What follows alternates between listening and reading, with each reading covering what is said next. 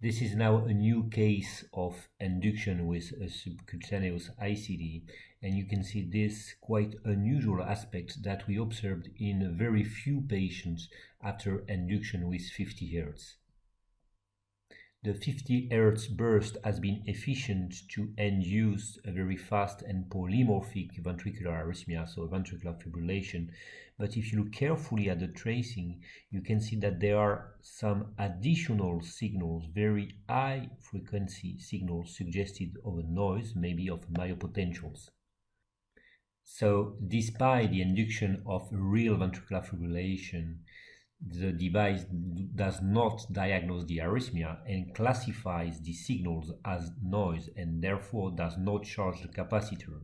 Here the marker C corresponds to the manual charge asked by the physician. So the therapy would not have been delivered. Here you can see the manual delivery of the shock with a return to sinus rhythm, but persistence of this high frequency signal, sometimes classified as a noise by the device.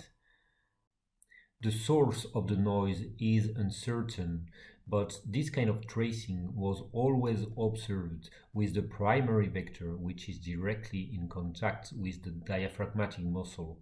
Therefore, we believe that this noise may be related to diaphragmatic myopotential induced directly by the 50 Hz procedure.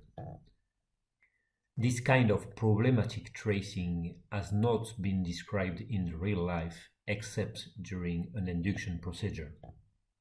Like for the other patients, we repeated the induction procedure, but this time with the secondary vector, and you can see that there is a little of undersensing at the onset of the arrhythmia, but a correct detection of the ventricular fibrillation, the charge of the capacitors, the end of the charge, and the delivery of the shock, which is efficient.